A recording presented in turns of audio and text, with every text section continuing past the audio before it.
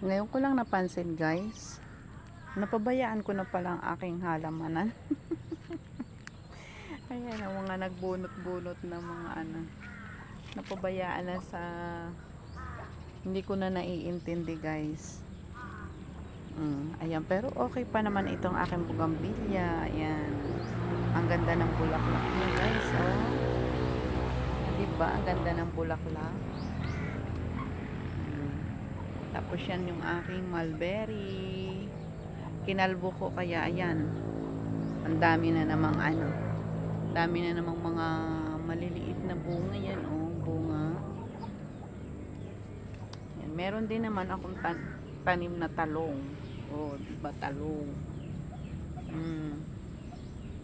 Mga talong. Ito lang yan sa palipaligid. Pabayaan na ang mga halaman. Lumabas kasi ako dito, ako nag-video.